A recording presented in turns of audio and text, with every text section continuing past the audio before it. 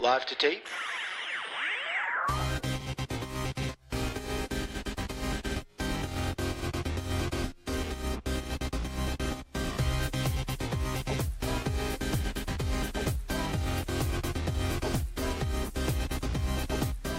Welcome to Millennial, episode 41. I'm Andrew. I'm Elisa. I'm Laura. And I'm Matt. So we wanted to adjust our show formatting today and just jump right into talking about the events that took place in Paris on Friday night. Over 120 people were viciously murdered when ISIS, aka the smegma of our world at the moment, led a coordinated attack against multiple locations in the city. Just like the rest of the world, we were watching as this happened, and we've been following the updates of the last few days. And we'll get into those in a minute. But first, I wanted everyone to kind of have some space to talk about how we feel and how we reacted to this. Elisa, do you want to start us off? Sure. It's hard for me to put into words because as I was telling you, Laura, for some reason, this really hit me. You know, we see a lot of tragedy every day on cable news, and even here in the United States, we see a lot of mass shootings, unfortunately. And I think that, speaking for myself, there are times where I feel that I've become numb to it. Something about what happened in Paris really shook me to my core. I was definitely not numb to that. I was actually leaving work when I heard about it, and I was driving in my car, listening to the radio, and felt, I mean, not to be melodramatic, but I felt nauseous. I felt really genuinely sick to my stomach. I think it was hearing about the hostages in the concert hall that really got to me, because something about the idea of those people knowing that in all likelihood they were going to die, and that waiting game of having nothing to do, of being helpless. I mean, it was excruciating to listen to, but I don't know. That was my reaction driving home, and I think, like everybody else, I was glued to the news, hoping to God that they got people out. Yeah. Yeah, Matt. What about you? I know we were all in communication with each other. Yeah, we were all texting each other frantically, pretty much like minute by minute throughout that entire day. It was really, there's something about it, like Elisa was saying, that was really surreal about watching it. We, along with pretty much the rest of the Western world, were shocked to see something like this happening in Paris, right? It seems very out of place. And whether that's a good or a bad thing, you can make your own judgments about that. But it did seem very out of place for the rest of the Western world, and I think that's why it did affect us so strongly. It's just the number of attacks, too, was disturbing. It was 6 or 7 attacks, all happened at the same time. I think that was the most frightening part, because it was just so well executed, even though I hate to kind of compliment it that way. It was just so well coordinated that they were able to pull this off. Yeah. I'll say that I actually have 2 very good friends of mine who live in Paris. Yeah. So that was horrifying. Thankfully, they're okay. Yeah. They actually weren't even... Sorry? You got to take advantage of that new Facebook feature. Yeah, actually, my 2 friends who live there, plus the family member, one of them is actually Parisian, and all of her family members who I've actually met as a result of being at their wedding, they were all checking in safe. And it was like every time somebody checked in safe, I felt a little bit of weight lift off my shoulders, but it was still just, it was horrifying. Like, I don't even have words to describe it. There were random points throughout the weekend where I just caught myself like bursting into tears over what had happened. And it would just be while I was doing something totally innocuous, like washing a cup, and I would just start crying. Well, one of my bosses at work, actually, one of his friends is, I think his daughter was actually killed in that stadium. And I don't know if it was in the stadium, but because she was one of the hostages. And well, that was actually in the club. In the club, yeah. Yeah. And they were in contact. Apparently, what happened was, like, he was hearing it from his friend saying, like, they they were getting texts from her and everything, and then she was escaping. But that was the last that we heard that he heard from her.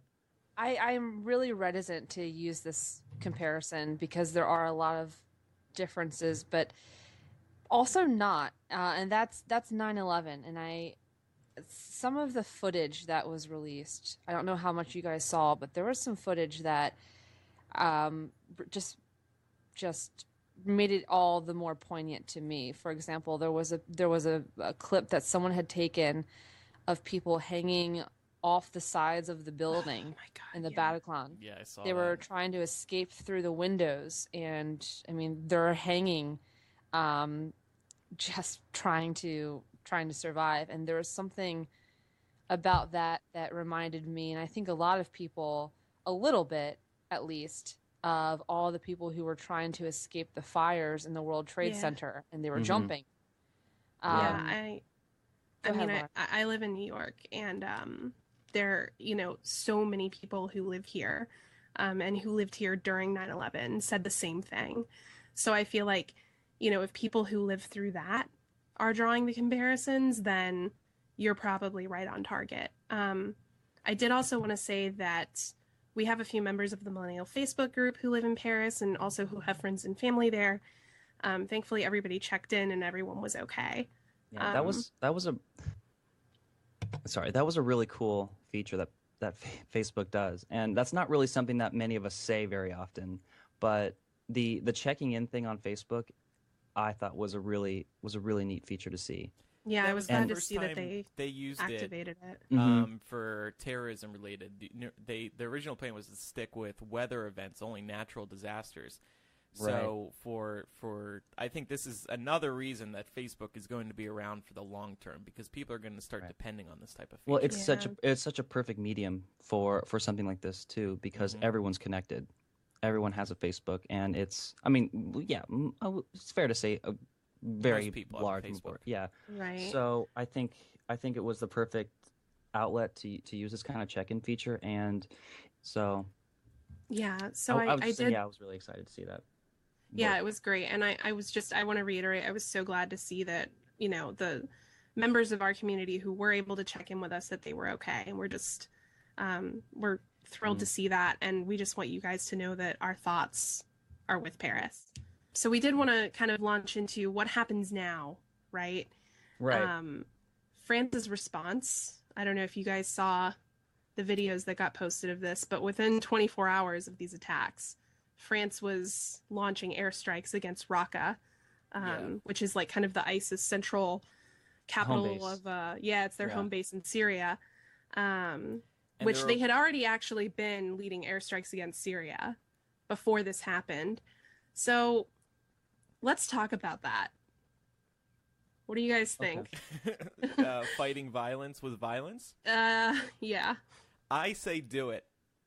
And Elisa kind of mentioned this when we were talking in our group chat on Friday, and it got me really thinking about it.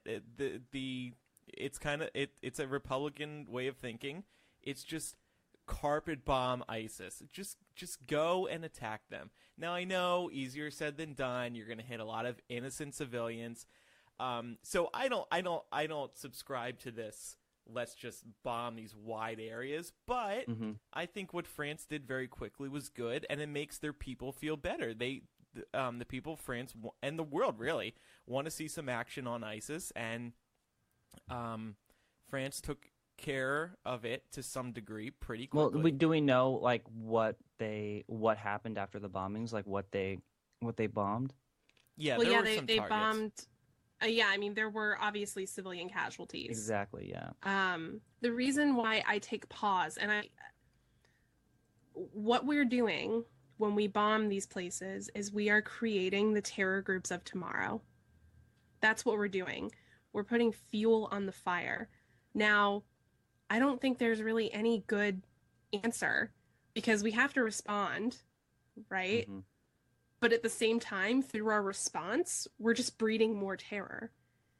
Right. Right? Terror begets terror, and war begets war.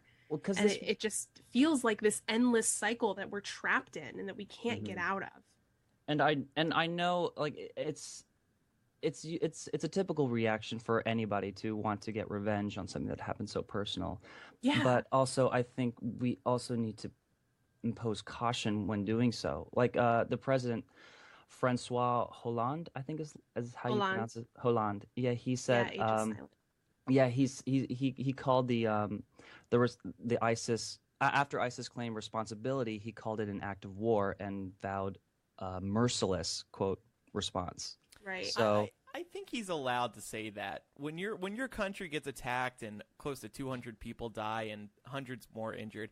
I think you can think that, and you're allowed to set up a few airstrikes on Well, ISIS. I mean, because the other thing to keep in mind is that if we don't do anything, if we just sit with our hands under our asses, then they continue to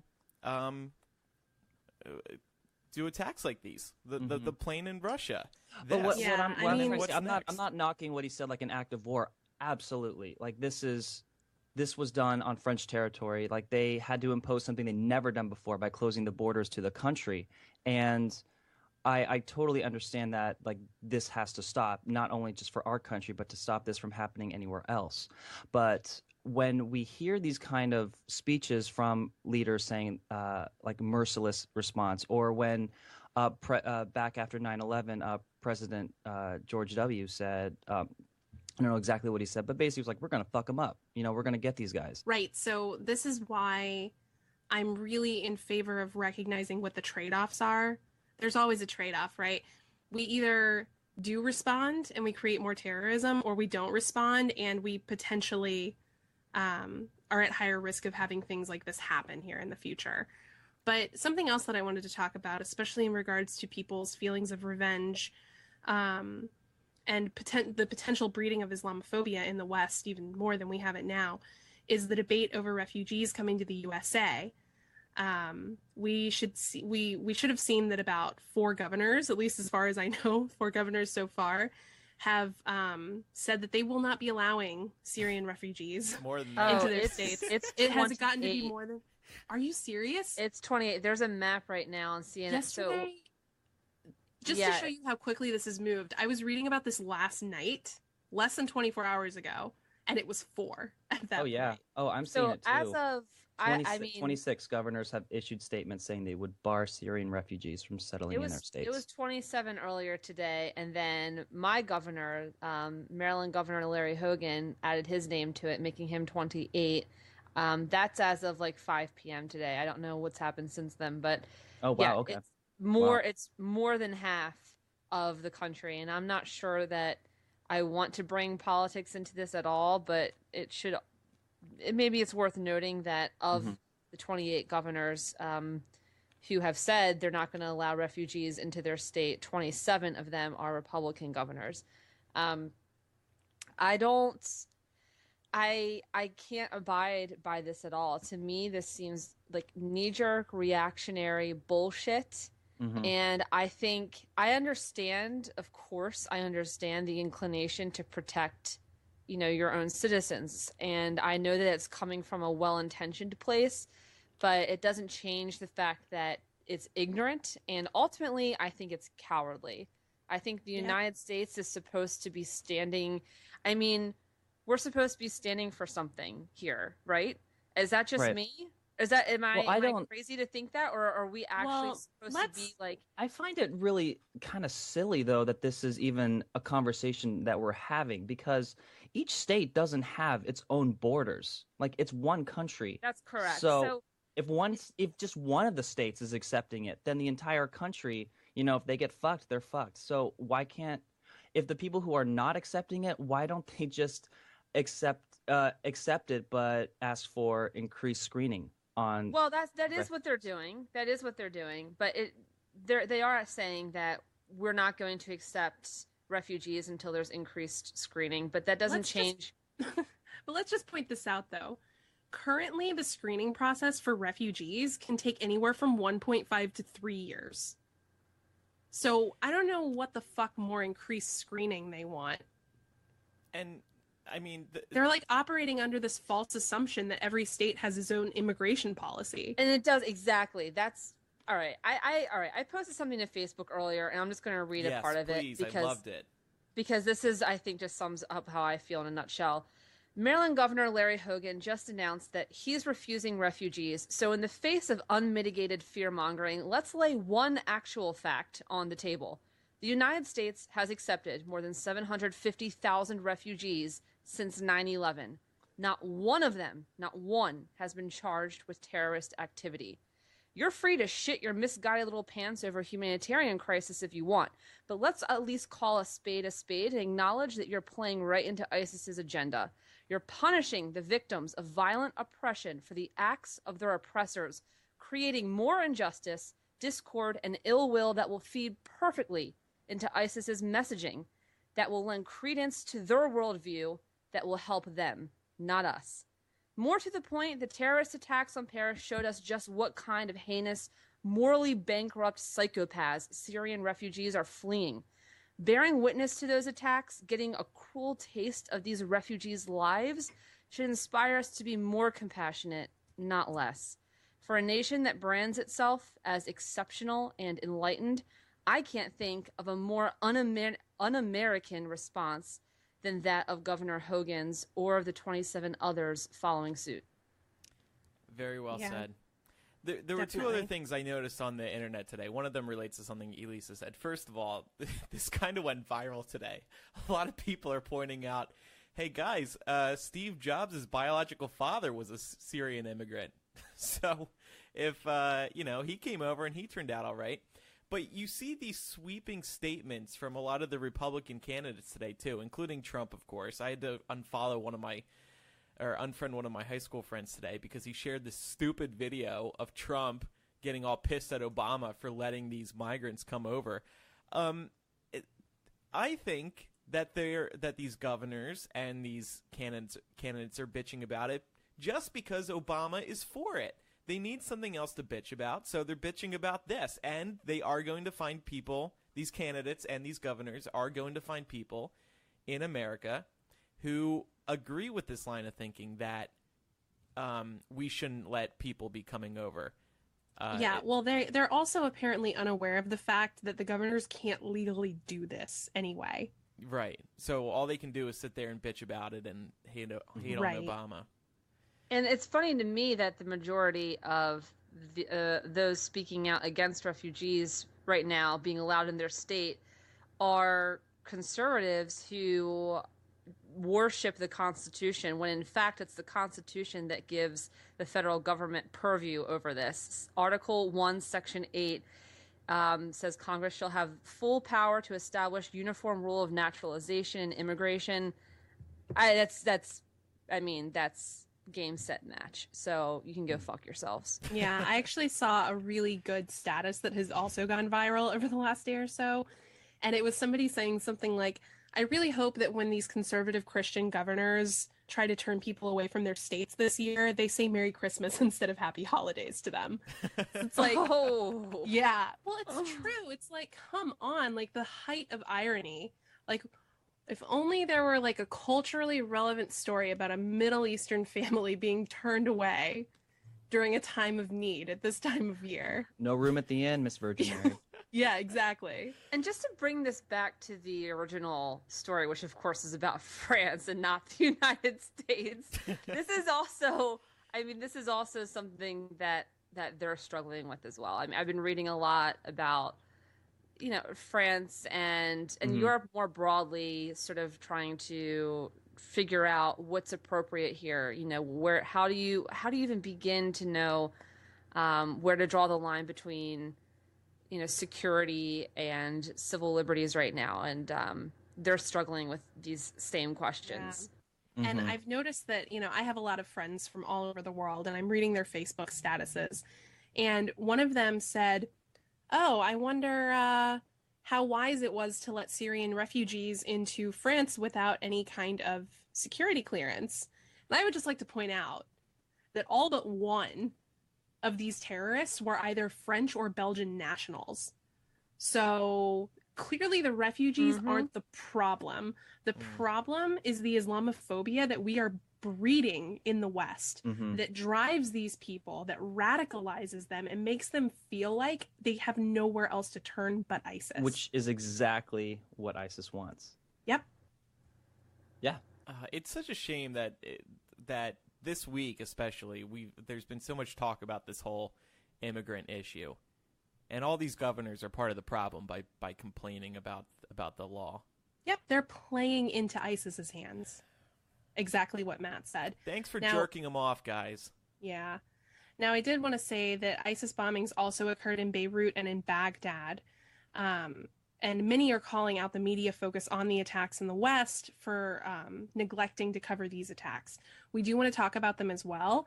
And we want to discuss sort of the social media response to this, how people have been calling out the focus on Paris when these terrible things are happening every day in other parts of the world. We're going to talk about that in After Dark and kind of try to like sort of parse all of these discussion points, because it's really not as black and white as it seems.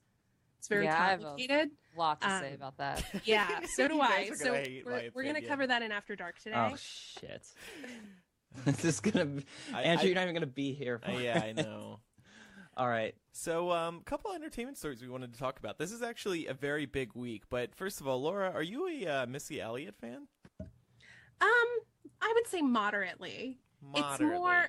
Moderately. The reason why Missy Elliott dropping this new video kind of appealed to me is it sort of it kind of pulled feelings of like childhood nostalgia. Like I remembered being in middle school listening to Missy Elliott.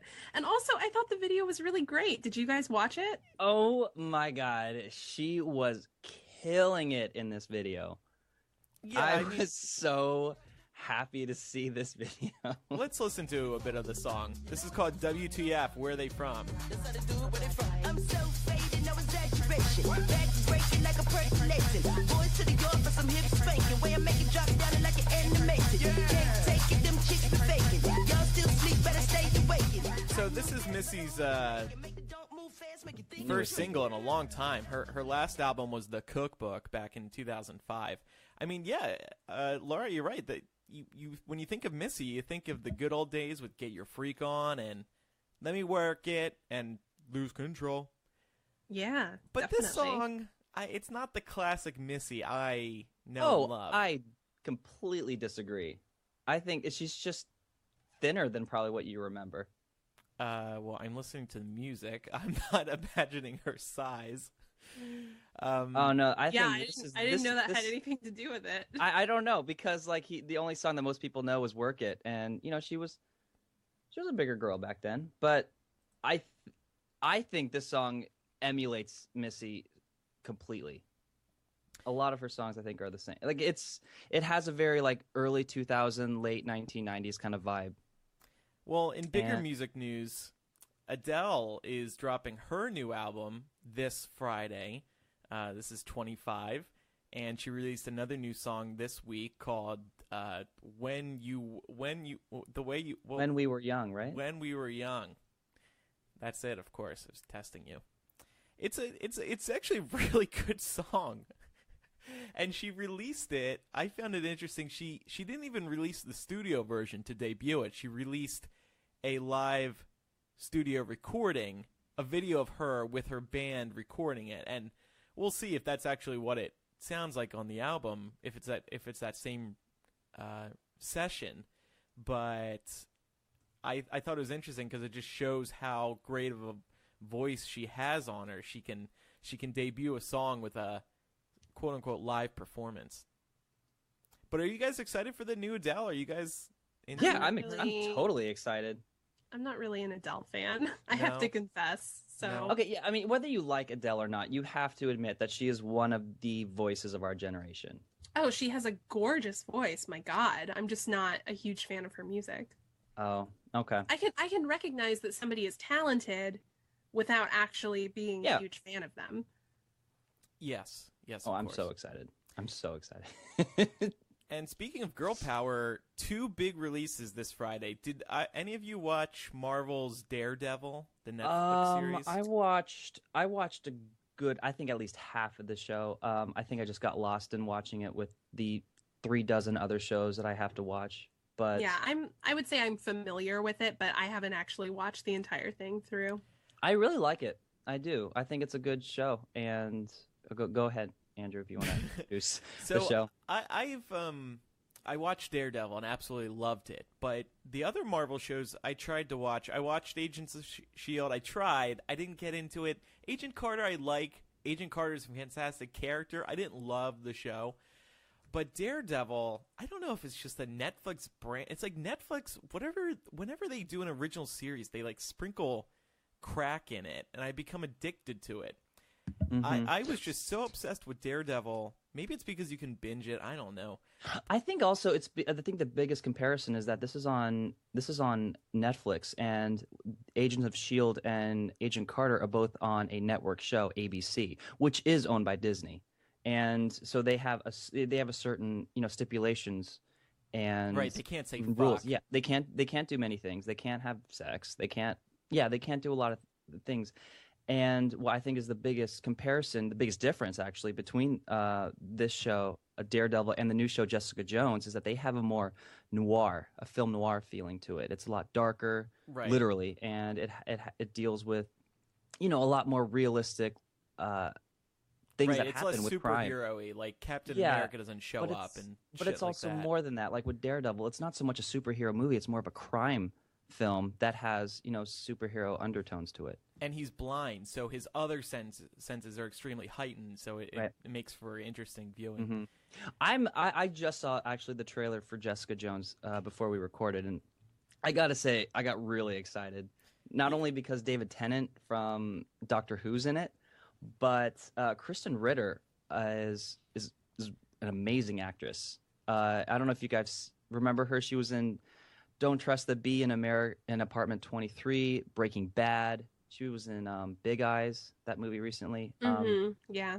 She's a really good actress, and I'm just so happy that she's getting this kind of work now. Yeah, but so that arrives this Friday. All episodes will be released like Netflix always does. I'm looking forward to it. The reviews are really good as well. And then finally, Mockingjay Part 2 comes out this Friday, and I wanted to talk about that because this is kind of the hot book-to-film adaptation right now, and it's been a really good run. I think, and we wrote an article about this on Hypable today, and we got some shit for it. I genuinely think The Hunger Games is a better book-to-film adaptation than Harry Potter. Oh, yeah. Oh, yeah, absolutely. I agree, but like on certain stipulations. Like I'm not saying that the movies were amazing adaptations. I mean, amazing. The story in itself is a lot easier to translate onto a film. Girls, Exactly. Why did you like it? Why do you think it's better than Harry Potter? I think for the reason that Matt just laid out is that, The Hunger Games as a book, it's not quite so robust in terms of plot. So there aren't as many moving pieces to account for in terms of, getting stuff from the book onto the screen. And then haven't they also had the same director throughout? For the last 3, yeah. Okay, For the last, technically 2, but it's now 3. I was such a huge fan of these movies. I gotta say, the first one and the second one I thought were on par. Like they were amazing. They were really good. I have to say, go ahead, Matt. Oh, I was just gonna say, once they announced that they were putting Mockingjay into 2 movies, I lost so much respect for the franchise, and I have yet to be Rewarded. proven wrong. Yeah, I have yet to change my mind. Yeah. I think Harry Potter's a much better story. They're much better books in my opinion, but the adaptation is a no-brainer to me. I mean, and for me it's because frankly, Hunger Games didn't dumb a lot of things down. It didn't veer into like childish territory like some of the Harry Potter films did. The Harry Potter films got better as they went on, but the first several, even Prisoner of Azkaban and Goblet of Fire, they just had a sort of like Play-Doh kind of like coloring book feel to it like the music and like nothing was like really as dark and as intense as it was supposed to be. Whereas Hunger Games did not shy away from that at all. With Hunger Games, you have a lot of room to kind of take liberties and to make a story better on film than what Harry Potter did, because Harry Potter had so much content that you really had to choose one direction to go with the movie, and sometimes it kind of fell flat. And the one reason why the Hunger Games really stands out to me is that you can look at the messages that this story is telling right now and connect them to the real world. I mean, I apologize for laughing, but in Mockingjay Part 2, Katniss sneaks into the Capitol by pretending to be a refugee. Like, this is way too realistic in terms of what's going on in the real world right now. I mean, it resonates, definitely, it's just because like, of what's happening right now. But I mean, that's what happened in the book. Right, I know it's just a coincidence, but well, it's also not an original story, right? I mean, are you gonna say no, Suzanne I'm not ripped it off? No, I'm not saying she ripped it off. First of all, there are no original stories. What I'm saying is that this is not the first time in literature or in real life that somebody has addressed a refugee situation, right? Oh, yeah, I know. So, I mean, I think, like you said, it's pertinent to, things that are maybe going on now, but it's also pertinent to a lot of sort of global affairs. And I think you could draw parallels between a lot of different things that have happened in the world and things that happen in the Hunger Games. And one last thing before we move on to a Hunger Games related topic. Fuck Lionsgate for they are putting together Hunger Games theme parks now. And by the way, there are going to be spin-off movies. They're putting together these theme parks. One's in Dubai, another one's going to happen in Atlanta in a few more years. And it's just so disturbing, especially the people who are excited about it, because these themed lands, like the Wizarding World of Harry Potter, they're kind of small, are going to be set in District 12. And it's like, who wants to go to a theme park that makes such a horrific situation into entertainment? You go to a theme park to escape, to go to fantasy worlds. It's not fucking funny. Also, it's District 12, and they're putting the theme park in the same location where they filmed it. So you're basically going into a theme park to see the things you saw on your drive over to the theme park. And I feel like it's super insensitive because isn't District 12, don't they, I mean, all of the districts, but them in particular, don't they really struggle with, starvation and things like that? So it's like kind of making light of a situation that's really fucking serious. Yeah. What I don't understand about this is I can see, like, okay, Harry Potter fans being like, oh, I want to go to Hogwarts, or like Narnia fans being like, oh, I want to go to Narnia. But Hunger Games fans, like, no fucking thanks. Right. Oh, I want to go to pick up scraps of food. Nobody wants to do that. What? Like, wait, sorry. Are they building the Capitol? Because that's the only thing that would be interesting. Yeah, that would have made a little more sense, even though it'd still be fucked up. Well, no, it says on Entertainment Weekly that they're building. You can ride the high speed train, which is one of the features at the park, from District 12 to the Capitol.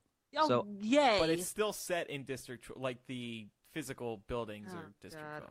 So, oh, stupid. I just lock the people who came standalone up with this idea. Just lock them in and walk away. I'm wondering, what the attractions are going to be. Like, I'm sorry, is your name going to be put in the fucking raffle? Right. Like, ooh, are you going to go to a show where you're watching people murder each other? Like, I'm sorry, nothing about this sounds appealing. Yeah, ooh, I don't really want to meet any of the characters. When rumors started flying a couple years ago, I wrote this article on Hypable called 10 or whatever terrible ideas for the Hunger Games theme park. And one idea was PETA's Games theme park? PETA's bread factory sponsored by Subway. Well, God. New York Times article a couple weeks ago says they're doing PETA's bakery. This is too much. I mean, it's gone way too far. This just seems like a waste of money. What else has gone too far, Elisa? Speaking of J-Law. Well, speaking of our dear Katniss, Jennifer Lawrence, this happened a few weeks ago, but I've been meaning to talk about since then. Jennifer Lawrence wrote a kind of open letter discussing gender equality and a pay discrepancy in Hollywood. She was talking about how a number of months ago there was the Sony hack. I'm sure we all remember that. And one of the things that came out were people or actors and actresses' salaries and how much they were being paid per movie. And she realized, looking through those numbers, that she was getting paid less than all of her male counterparts, even though she was the star of the film.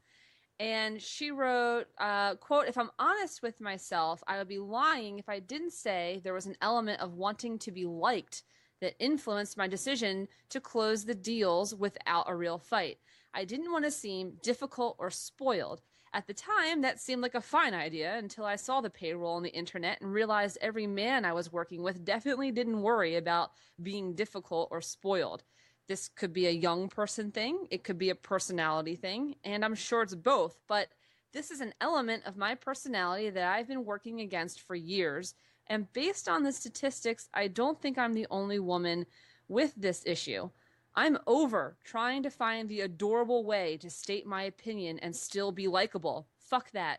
I don't think I've ever worked for a man in charge who spent time contemplating what angle he should use to have his voice heard." I want to talk about because I thought it was really well said, but also because it's not just applicable to Hollywood, of course. It's applicable to the country, the world as a whole. So I guess my first question to you guys is, well, do you agree with that? Do you think it is applicable? Do you think that there is a systemic gender inequality problem in the workplace? Yes, because I've seen it firsthand. And there's research to support this, which we've spoken about, I think, in recent weeks. My holdup is, I think I get what Jennifer is doing, and she released this in a newsletter that Lena Dunham recently launched, and I think it was the perfect place for it. But I think it was a little, it's hard to relate to her when she's talking about millions upon millions of dollars. But with that said, I did like how honest she was and, you know, using the F word to get her point across.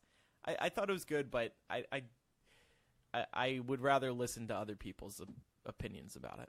Yeah, and I think that's part of the reason why she said that she didn't want to come across as being difficult or spoiled, right? Because it's so much money. So I can agree, like, as a middle-class gal, like, reading that, I find it difficult to relate to her purely because, like, yes, she's making less money, which is wrong on principle, but her making less money doesn't actually impact her quality of life. She still makes an obscene amount of money. But she definitely addressed that, and that's why I do commend this, because she did say that this by no means says that I am a victim just like you. I'm saying that this is my opinion on the revelation of what just happened. Well, I think what she's saying is that it impacts people of all economic classes, which is what makes it relatable. Right. Well, one of the things she said was about how she had to always find a way to be adorable when stating her opinion, so people will not think she's on the rag or something. And, you know, comparing herself to her coworkers, Jeremy Renner, Christian Bale, Bradley Cooper, she quoted that they all fought and succeeded in negotiating powerful deals for themselves, and in fact that they were probably commended for being very tactical, very fierce about it. But she has to be actually tactile with how she says it, because she doesn't want people to think that she's coming off as a brat or just a spoiled little rich girl. Like there's a different perception. There is a different view there. And I think that is one of the main points that we need to take away from this. And I think even though I agree with Andrew's point, you know, you hear about someone like Jennifer Lawrence, who is like currently the highest paid actress out there, and you hear about her bringing these things up, and some people have the attitude of, you know, oh, cry me a river, right? She acknowledges that, to be fair. She's fully cognizant of that. But on the other hand, who better to say something? Because if I say something no one's gonna listen besides you guys. Like, it doesn't make headlines, though. You know what I'm saying? Right. And someone in Jennifer Lawrence's position who has the ear of the news cycle, who can actually make a headline. I mean, who better to normalize this conversation than someone with the capacity to do so? So I'm super proud of her. It can't be easy because I'm sure she's getting a lot of fucking hate mail. I'm sure she's getting so much harassment. But like, well, the situation that she had is a perfect connotation for anyone in the workplace for a woman. Because, look, the movie that they were talking about was American Hustle, and she was like the lead, like she was the star of that movie. And at that time, she already won an Oscar. She's an Oscar-winning actress. Right. So let's actually, that segues into what I was going to bring up about pay inequality outside of Hollywood. So for the rest of us, for the average gal, the sort of known and accepted statistic is that women make 78 cents on the dollar. So for every $1 a man makes, a woman will make 78 cents. That is from the U.S. Census Bureau. However, that figure is very often, and to some extent, rightfully contended because it doesn't hold things constant. It sort of just looks at the raw numbers that a woman makes, the average woman makes in the United States, and the raw numbers that an average man makes, and then just compares them. But it doesn't take into account the fact that women will often choose to go into professions that just happen to make less, doesn't account for various factors like that. And so I hear a lot of that. You know, I hear like, oh, well, in fact, women, the pay discrepancy really isn't that much. Once you account for all of those factors, according to the exact same data, by the way, women make 95 cents for every dollar a man makes. However, this is what I think gets lost in that conversation. Yes, you're holding factors constant, and so you're accounting for different things in that equation.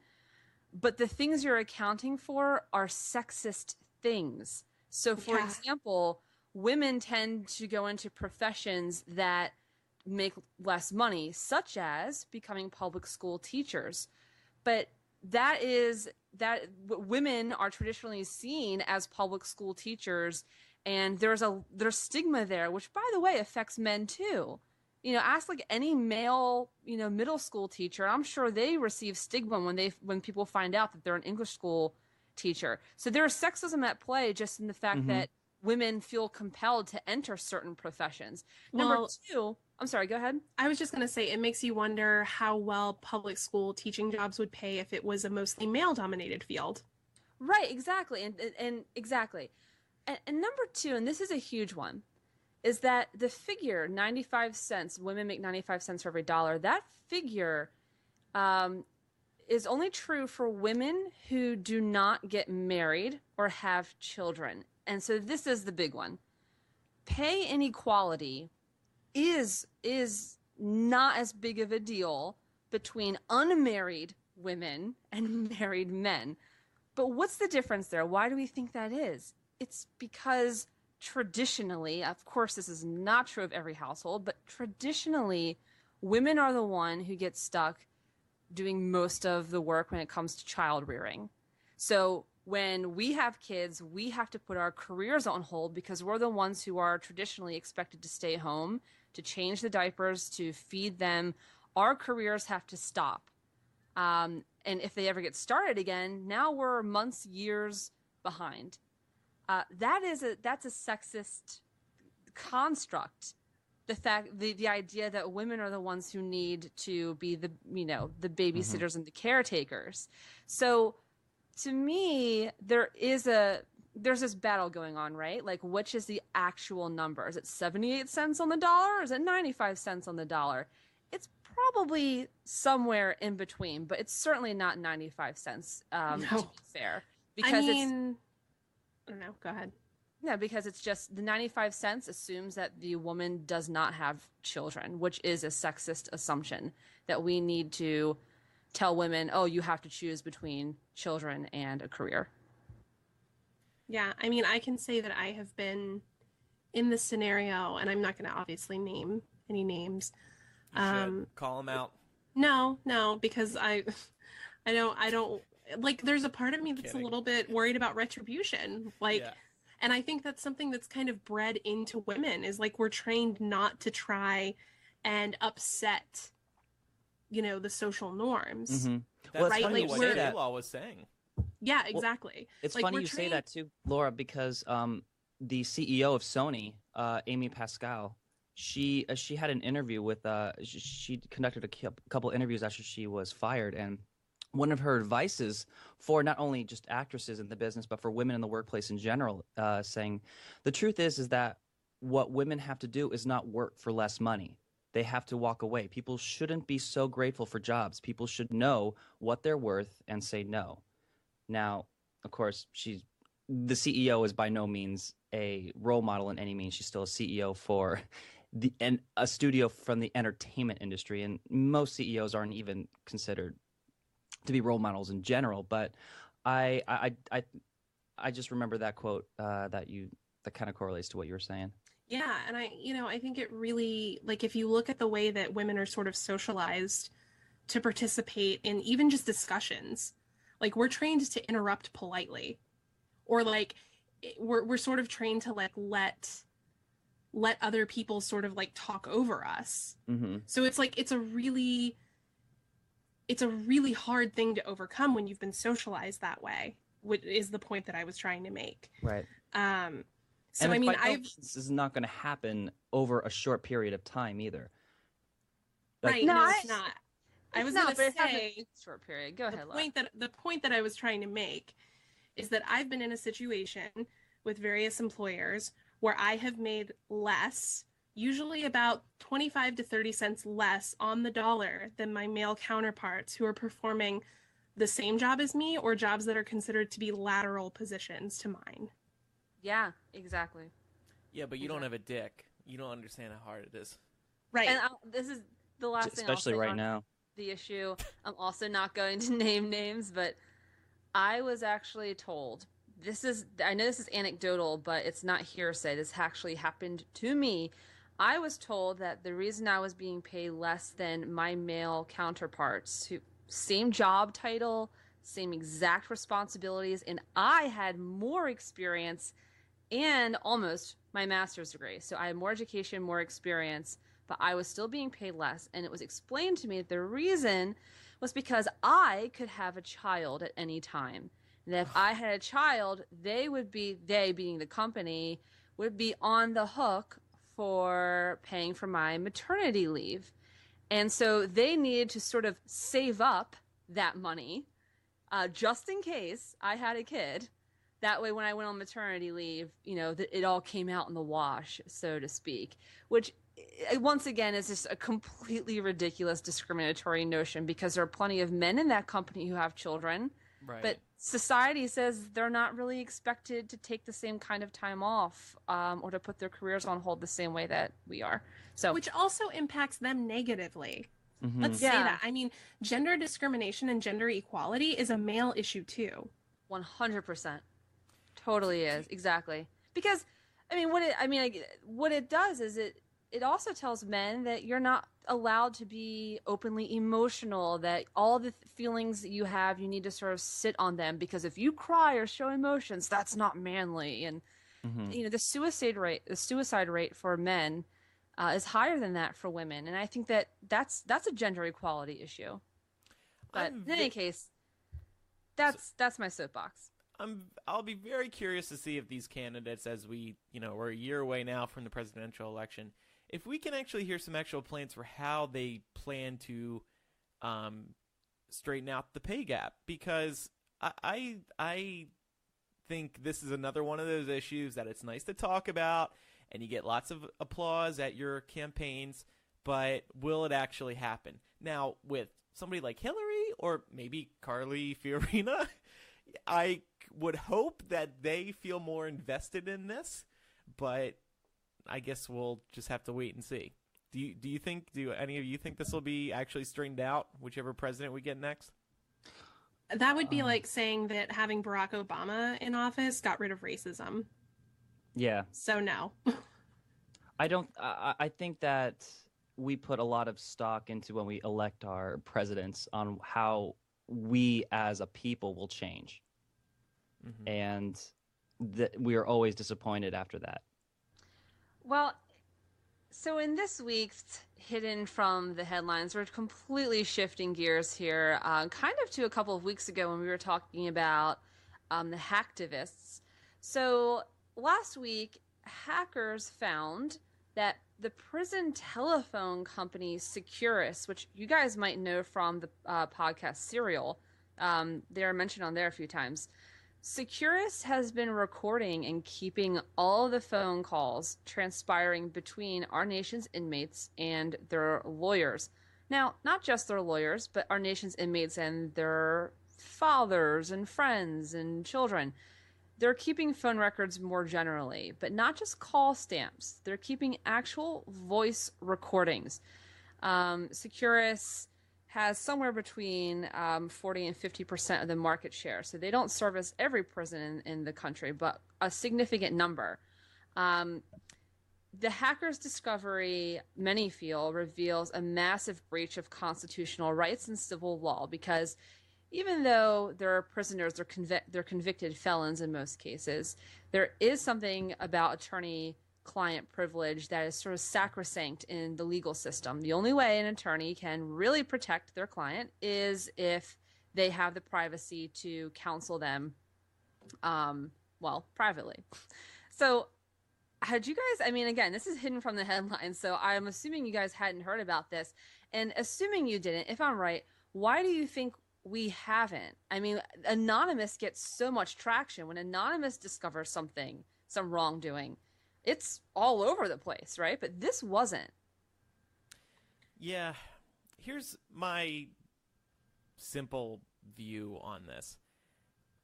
They shouldn't be treated like second-class citizens in this case, so we should allow them their privacy.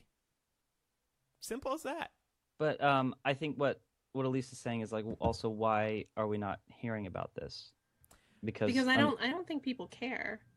That's what I was just gonna say. I think what Andrew was saying kind of connects to it all, is that we do kind of treat them like second-class citizens. Therefore, we don't care about this news because we don't care about them. Yeah, I mean that's exactly my point. I don't think we should. If these people are on the phone, it just doesn't feel right to me. No, it's absolutely not right. But I think the larger question is, like, as a society, do we really care about the constitutional rights of prisoners?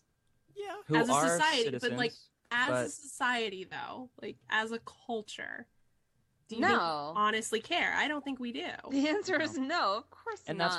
that's why the media won't touch it, is because they know that it's basically just media. It's just a poisonous story that no one's going to listen, or they're not going to get any positive feedback for a story if they release it. So they're just going to move on to something else. But that's a shame, because let's remember who's on the other end of that phone call, and that is a person, a U.S. citizen who hasn't been convicted of anything, and Right. they're being recorded too.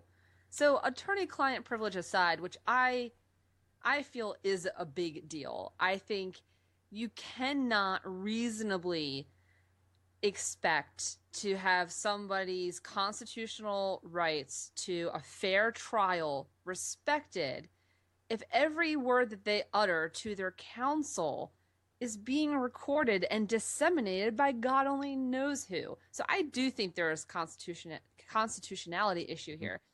But that aside, it's not just the felons, it's the people they're talking to. And I don't understand what would be the point of listening in, because if they were going to find any information that could be, could keep that inmate in jail for forever, if it was incriminating, they can't use it because it violates his rights. It violates the inmate's rights anyways. Yeah, I mean, So I think we're sort of like treating these people like they're guilty by association. Mm-hmm. Almost. Like, we might not want to say that, but I do think that a lot of people might regard that like, oh, you raised a son and he grew up to be a felon? Well, whose fault is that? People really just when they're not thinking about these issues, they're not approaching them with any degree of nuance. You know, they don't know anybody who's been through the justice system. They sort of tend to assume that, well, if there's a criminal and people are associated with them, they're all bad people. It's Right. like if they're taking a dump in prison, do they have security cameras on them? Seriously. I don't know. I've never been to prison. I'm not sure about security cameras, but they have security. There's people like basically in their asshole while they're taking a dump. I kind of equate this to the phone listening as like recording them taking a dump. It's a private moment in that person's life. Of course, they don't have much privacy around them.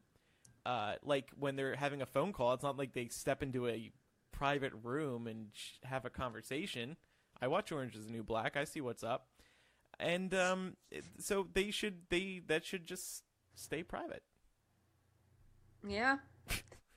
Yeah. Well, we'll see. I mean, clearly that's not. I mean, Securus has come out and said that they're investigating and that, you know, whatever. So they haven't had a clear solution or statement to this. They just said that they're investigating the situation. So they say that it wasn't deliberate, that anything that was recorded or whatever was not intentional. So we'll see what comes of it. Lie, right?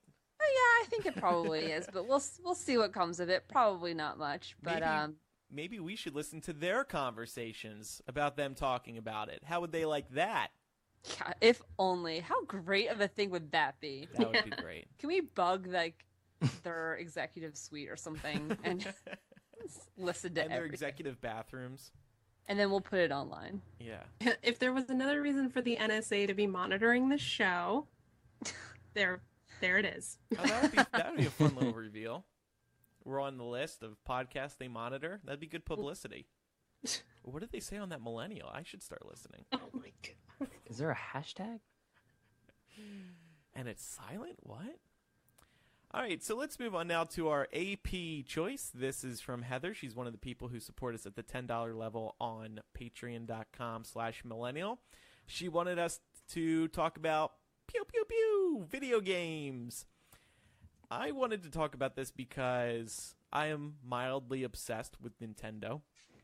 Heather asked, favorite games, characters, consoles, maybe a little nostalgia for Nintendo or Sega. Hey, Lisa, you're a pretty big gamer too, aren't you? I like to think I am. Sometimes I get pushback. People will whatever. This is a whole different conversation. But sometimes people think that I'm not really a serious gamer because I'm a woman and I don't enjoy Call of Duty. I'm sorry, guys. I think it's a bullshit game. Duty. Sorry. Yeah, my Not brother's sorry. really into Call of Duty, and I just don't get it. I went through a Call of Duty phase. I don't really get first-person shooting games. Well, I liked Halo. I think Halo is a fucking phenomenal game. And I like Mass Effect and Dead Space and all that kind of thing. But, you know, if you're not a Call of Duty fan, you know, get the fuck out is what I hear. See, I still love all the games that I loved when I was a kid. Like, I was really into, like, Crash Bandicoot and Spyro and, like, all the different racing games. I don't even remember. There were, like, a million of them. Diddy Kong Racing. Yeah. That was a good one. I don't know. Like, I'm probably, like, a pretty basic gamer. I don't know if there is such a thing, but... I am too. Here's my thing with gaming. I can't get invested in a big game that requires tons of gameplay. I need something short like Mario Kart or The Sims or Sim City because I just my life's a game. I don't have time for these long form games. See, like, I'm kind of the exact opposite, where I love, like, adventure games where, like, you like The Legend of Zelda or even, like, fucking Kirby or Kingdom Hearts. But I don't put that much time into it. I just, if I need a couple hours to kill, then I'll play it for a couple hours and then I'm done. Oh, But yeah, I see, like, I'm not a big gamer person. Like, I don't think I've played a video game in years. And man. it's just there's so much TV to watch and there's so much life to live. See, that's the thing. I binge video games, I think, the way a lot of people binge Netflix. So I totally get it. For example, and I recommend this to all of you guys, seriously, Dead Space is an incredible fucking game. And there's 3 of them, but it's so fucking frightening. I'm not easily scared, right? Okay, you've heard my stories. I lived at Chickahominy, and I've survived to tell the tale. Dead Space, I was actually in tears. I'm playing it like in the dark, and I have like tears streaming down my face, and you know, I have to like hold my brother's hand, and I'm like crying in the corner. It was actually that bad. It's fucking terrible. Aren't video games supposed to be fun? Like it is fun. It is fun. It's fun to like be scared, and then you know, I don't know, shoot and let them explode and stuff. It's fun to burst into tears. But like, for example, I played all 3 of them kind of at once, like within a week and a half or something, and then I didn't play for a while. I love the Mario games. I've spoken about that here previously. Loving Super Mario Maker. The Sims, I was obsessed. I was obsessed with The Sims Online. I was literally addicted. My parents had to cancel my subscription to prevent me from continuing to play. Because that world consumed me. Like, I was living in a virtual world for like a good year. I'm not even kidding. My life. Do you remember your family? In The Sims? Yeah. Well, in The Sims Online, you played as one character, and my character, I named it myself. It was Cletus Putum. And it was he was a hot dude, and you named him Cletus? What was his name again? Wait, Cletus Putum. Poodom. I don't know why. I was young, and I'm not even kidding. I developed feelings for a virtual Sim. Not mine, a girl in the game. You had a crush on a Sim? I did, and it was a woman? Yeah, it was a female Sim. And I vaguely remember like things Okay. Wait, did you stop. It's just all coming back. No, keep going. Guys, shut up. Things started feeling a little serious when we took our conversations out of the Sims game and we started chatting through AIM. Oh my god. Oh my god. Oh god, I still remember what she looked like too. Her avatar. You totally jerked off to her avatar. Probably. Anyway, I was really It's just like, I don't quite recall. I feel so much better about my serious black orgasm now. What? So much better. Save that for another. We'll save that for another. Yeah, episode. I need to hear about that another time. But one other question I had for you guys related to games. Do you guys play card games much, like with friends at parties? Yeah, I like card games actually. Cards Against Humanity? I am all about. Cards Against Humanity. Amazing. There's a new one I'm going to ask Santa for.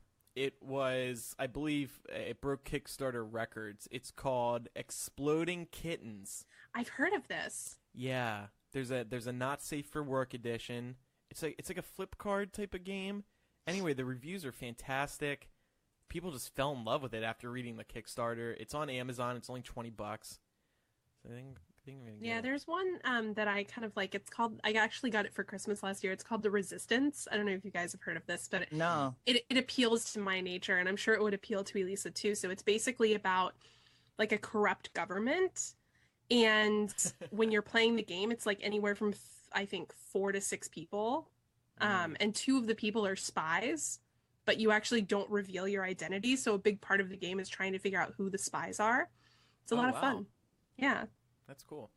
You know, more and more I'm appreciating card games or physical board games because we spend so much time looking at our screens these days that you play video games like on your TV, but you're still looking at a fucking screen. Mm-hmm. So it's so refreshing to me to do an activity besides reading that's social and like doesn't involve looking at a screen. So I really love I really love board games too. I think just interacting with other people is a lot more fun. And I disagree.